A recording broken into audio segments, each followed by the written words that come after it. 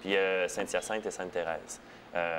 Dans le public, c'est ce qu'on a. Bien, il y a l'École nationale qui est privée là-dedans, mais elle est tellement réputée. Puis c'est ça. Bon, après, le processus s'enclenche. Et puis, c'est comme ça que j'ai commencé en théâtre. Voilà. Alors, toi, on peut dire que tu es comme un artiste émergent. Ouais. Tu mets beaucoup de temps actuellement dans Je mets beaucoup de temps. En fait, c'est aussi mon parcours est un petit peu particulier. J'ai fait 1 an à l'école de théâtre du Cégep de Saint-Hyacinthe. Puis ça, il faut en parler parce que des fois qu'il y a des jeunes qui voudraient s'en aller vers ça, il y a des écoles qui font des coupures après 1 an. On a le Conservatoire de Québec qui fait ça, Sainte-Thérèse et Saint-Hyacinthe particulièrement. C'est-à-dire que nous, on est rentrés, il y en accepte normalement entre 22 et 28, dépendant, et ils en gardent entre 9 et 14. Ouais. Puis après 1 an, et moi, j'ai fait partie des coupures. Puis ça inclut beaucoup de choses. C'est difficile, c'est très difficile à accepter parce que, bon, c'est du jour au lendemain. Puis pourtant, comme moi, bon, ça allait très bien. Puis bon, du jour au lendemain, on se rend compte que ça ne fonctionne pas. Puis après, je me suis réorienté. J'ai décidé d'aller faire des études universitaires. Et puis, ça a été long à trouver parce qu'à l'école de théâtre, on me disait que j'étais très, très intellectuel. Et puis, finalement, à l'université, on me disait que j'étais très, très artiste. Ça a été long à trouver le juste milieu entre tout ça, mais bon, les années passent, puis on réussit à trouver notre voie. Fait que là, tu gardes ta passion. Oui, j'ai gardé la passion, oui. Alors là, tu as eu des rôles comme comédien. Oui. OK, bon. Parce qu'on sait que dans le théâtre, on peut faire la mise en scène, comme on peut adapter des textes de théâtre et tout ça. Bon. Tu as fait un peu tout. Qu'est-ce que tu préfères le plus? Où tu te sens le mieux? Ou... C'est difficile à dire. Parce que jouer, être sur la scène, il n'y a rien qui va remplacer cette espèce de... J'ai comme un anglicisme dans la tête, le thrill, mais l'émotivité qu'on va rechercher, la sensation, il n'y a rien qui va égaler ça. Ça, de un. Mais... j'aime beaucoup toute la gestion qui entoure l'événement, que ce soit une pièce de théâtre, que ce soit quelconque événement artistique. On fait des contacts, on rencontre des personnes. Donc, la mise en scène m'apporte ça aussi, parce que ça me permet de travailler avec des concepteurs de décors, des concepteurs de costumes, des concepteurs sonores, des concepteurs d'éclairage. Donc, on se bâtit une équipe, puis on échange avec tout le monde. Ça, c'est vraiment intéressant. Puis le travail d'acteur aussi. Enseigner le théâtre, c'est vraiment quelque chose de particulier, parce que pour enseigner le théâtre, il faut travailler sur la personne. Il faut absolument que la personne accepte de faire une démarche qui est très, très personnelle. C'est très Donc, vrai. il faut apprendre à se connaître dans nos forces, nos faiblesses, puis il faut apprendre à mettre de côté nos préjugés. Il faut apprendre à mettre de côté aussi les facettes qu'on voudrait donc cacher. Donc, il faut faire preuve d'une grande humilité, puis à la fois d'une grande sincérité. Puis, quand les gens embarquent dans cette démarche-là, bien, automatiquement, on a un lien tellement privilégié. On devient des amis proches. Puis ça, j'aime ça, du côté de l'enseignement du théâtre. Mais quand tu parles de l'enseignement, est-ce que toi, tu as enseigné Oui. ou OK, toi-même, tu enseignes dans le moment? Bien, en fait, bon, dernièrement, j'ai fait de la mise en scène, mais j'ai enseigné pour le Théâtre de la Meurtre à Saint-Hyacinthe. J'ai donné des cours à des enfants, j'ai fait des adultes aussi. Ouais. Mon premier groupe, c'était tellement drôle parce que j'avais 19 ans et puis j'enseignais à des femmes qui avaient entre 55 et 67 ans. Et c'était formidable. Ces femmes-là, on se voit encore. Puis c'est des personnes qui ont été tellement ouvertes à l'idée de se faire enseigner par un petit jeune comme ça. Mais je pense qu'ils étaient réceptifs aux connaissances que j'acquérais parce qu'à l'époque, j'étais à l'école de théâtre.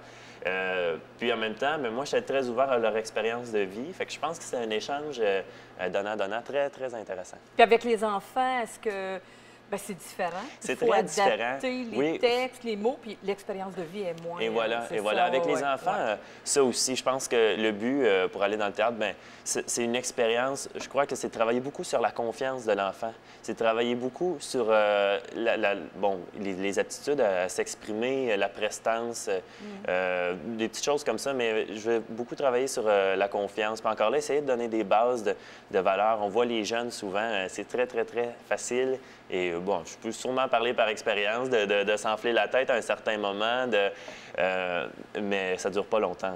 Faut se souvenir d'où on est, de qui on est, d'où on vient. C'est super, super important dans la démarche parce que sinon, bon, il n'y a plus de sincérité, puis il n'y a plus de sincérité.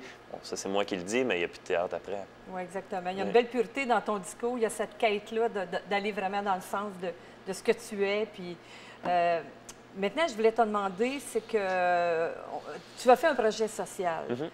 Tu as fait la mise en scène, tu en as fait l'écriture ou simplement adapté le texte? Bon, et c'était quoi le projet? Le projet, en fait, c'est une femme avec qui j'ai travaillé ici dans la région qui a eu le cancer du sein à l'âge de 29 ans, Mme Anne Coton. Anne a écrit le texte qui était empli de sincérité, mais c'était à la base un journal intime. Donc, quand j'ai fait la lecture, j'ai dit, Anne, est-ce que tu me laisserais adapter ce texte-là au théâtre? Et puis, bien, ça a pris 2 ans, le processus, en fin de compte, avant que ça l'aboutisse. J'ai fait des voyages, puis j'amenais le texte avec moi. Puis dans ces moments-là, c'était plus facile, on dirait, de travailler. On fait des coupures, on a choisi, sélectionné des parties. J'ai écrit 2 petits bouts de dialogue, mais j'ai vraiment utilisé le texte original de Anne. Puis à ça, bien, j'ai fait la mise en scène, j'ai écrit la musique aussi. Donc, c'était un beau projet. Puis on a trouvé des femmes extraordinaires, là, qui sont toutes de la région, Magali Laporte, Audrey Théroux, Marie-Pierre Robidoux et Audrey Boivin. 4 jeunes actrices. Puis c'est le fun parce que c'est des femmes qui sont dans des époques, des étapes de leur vie tellement différentes. Ça va de 15 ans à 36 ans. Donc c'est vraiment génial, mais il y a une symbiose dans ce groupe-là. Puis dis-moi le côté musical, là, quand tu dis que tu as fait de la musique, tu fais de la musique pour les pièces de théâtre ou tu en fais pour toi aussi? En fait, j'ai fait de la musique pour moi trop longtemps dans mon salon. Oui, j'ai joué du piano depuis que je suis jeune, mais je ne m'étais jamais lancé. Puis pour le projet, bon, il y avait des petites choses que j'avais composées. J'ai décidé de regrouper, d'allonger, modifier. Puis je veux faire mon premier CD d'instrumental dans la prochaine année. Donc, puis ton instrument, c'est le piano? Le piano. Le piano, OK. Oui, okay. piano-voix, mais piano...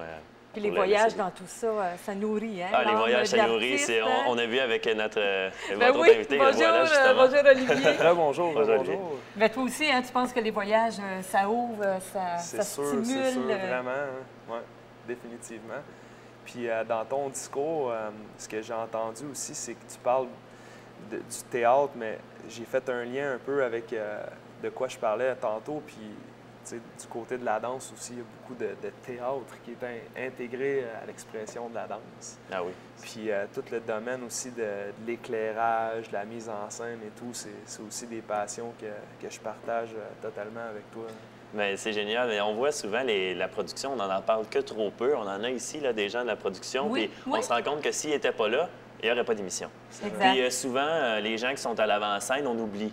Mais un show de théâtre, pas d'éclairage, pas de décor, c'est plate, c'est long. Puis j'imagine que toi aussi, quand vous faites vos vidéos... C'est ça. Puis tous les détails, quand tu rentres dans une salle, l'éclairage, comment c'est géré, comment c'est fait, ça change vraiment l'ambiance de l'événement, ça change le résultat.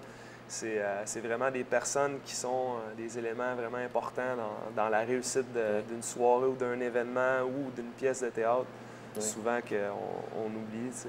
C'est vrai. Puis en même temps, ce que je vois moi, dans le discours d'Olivier aussi, on sentait que on a encore les préjugés, les artistes, hein, Moi, je l'élaborerai pas, mais vous avez tous eu des images. Puis on voit dans la démarche d'Olivier qu'il y a une démarche spirituelle qui est tellement intéressante. Puis je pense qu'il y a une rigueur qui est importante. Puis je suis sûr que pour lui, à la danse, ils ont dit la même chose qu'ils nous disaient en théâtre. Un artiste, un acteur, ça peut pas être malade. Je suis sûr qu'il dit un danseur, tu peux pas être malade. Tu as des shows à faire, tu as des représentations de prévues, 4-5. Je m'excuse, Olivier, si t'es pas là, il n'y a pas de spectacle. Je suis sûr que ça t'est arrivé aussi. Ça m'est arrivé à quelques reprises d'avoir surtout des blessures aussi, comme des tensions dans le cou, mais il faut que tu fasses le spectacle, donc tu n'as pas le choix de le faire. Fait que tu t'arranges pour faire les mouvements en conséquence aussi, mais c'est des choses qu'on rencontre aussi, mais c'est des obstacles qu'il faut savoir surmonter. Puis... L'adrénaline est tellement importante. J'ai déjà fait un spectacle, c'est une comédie musicale. Puis, il me restait 2 représentations et j'avais déchiré partiellement le tendon d'Achille. Je ne marchais pas dans la semaine. Mais je dansais, puis je chantais, puis je faisais la représentation le soir venu. Donc, voilà. Il faut s'occuper de soi, son corps, son cœur, son âme. Hein. Je pense que c'est comme un esprit sain dans un corps sain. Oui, puis ça fait longtemps qu'on l'entend et c'est encore sa place. Écoutez, je vous remercie beaucoup, Olivier. Gabriel, ça a été vraiment intéressant de vous découvrir dans vos passions. Merci beaucoup de votre générosité. Ça a fait plaisir.